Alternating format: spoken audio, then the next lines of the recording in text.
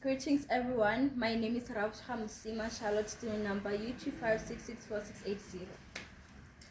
And my name is Khawala Kamini, student number U256249004. And my name is Happiness Kwena Munyebodi, student number 25661788. We are here to do a podcast about chapter 13, which is early childhood and social development.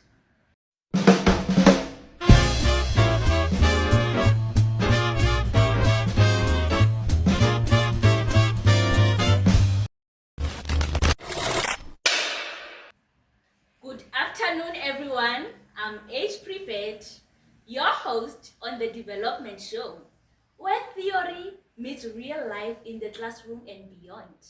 Today, we are going to dive in the early childhood social development, the magical stages between age 2 and 6, where your children start saying, "my friend," and "that's not fair."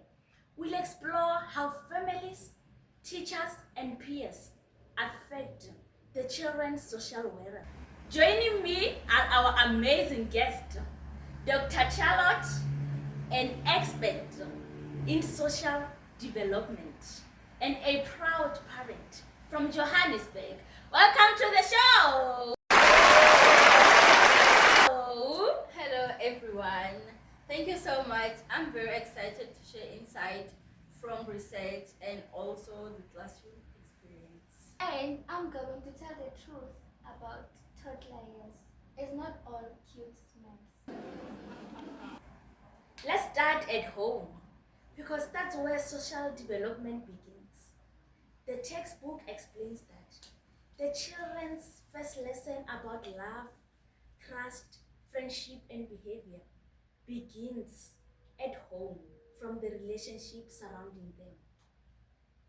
Exactly. During early childhood, parents teach social rules like sharing, politeness, and emotional control. Consistent love and discipline, they can help children build self-confidence and empathy. Speaking about families, let's look at this issue. South Africa has one of the highest rates of father absenteeism. Many children grow up without fathers in their home. So how does that affect their development? That's a key issue. According to research, children who lack a stable father figure may struggle with behavior regulation.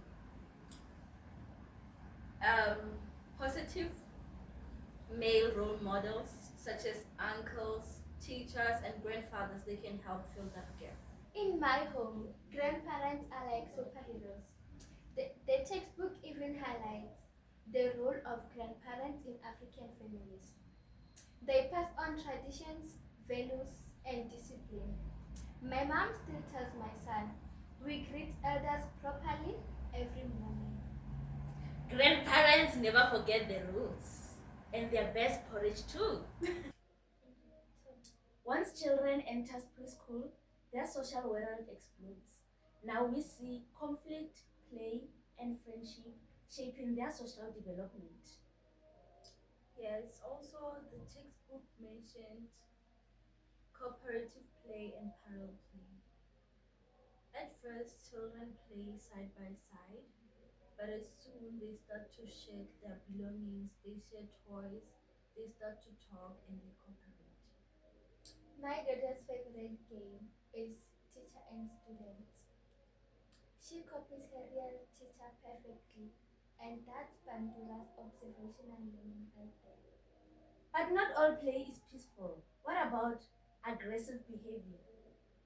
Aggression is normal at first because that is how children express frustration before they could learn about self control.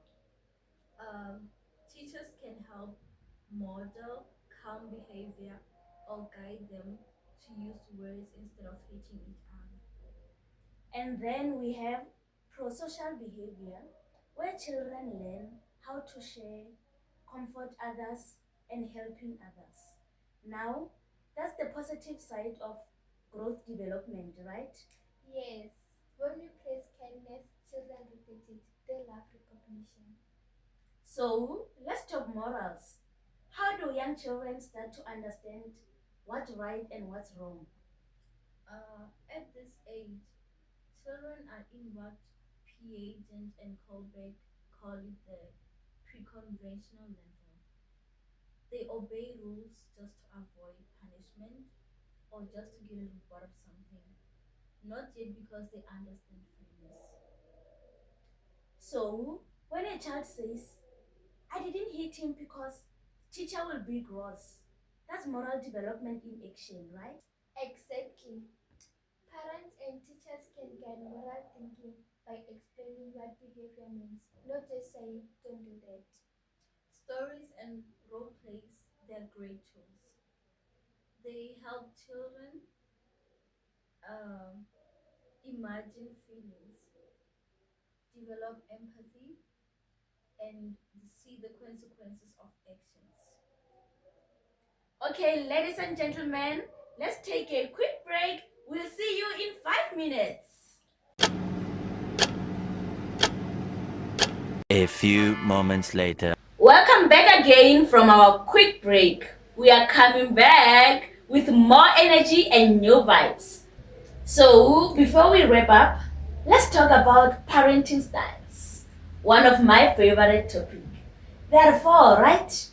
Yes, we have authoritative. It is warm but firm. Best outcomes are confident, socially skilled kids. Other one we have authoritarian. Authoritarian, it is strict, less warmth.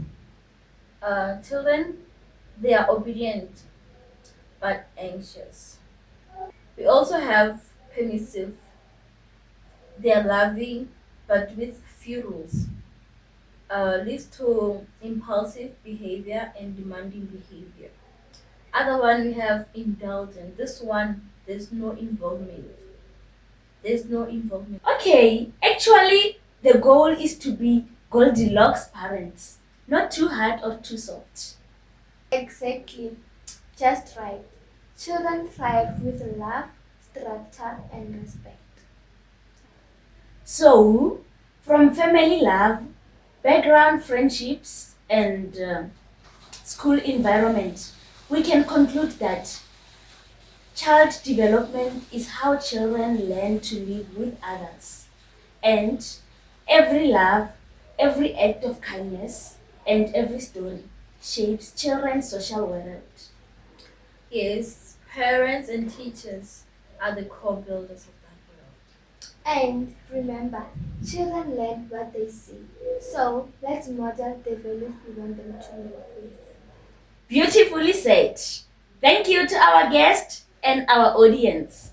Join us next time on the Development Show for more insight on the psychology and outside world. Thanks for watching. Please subscribe.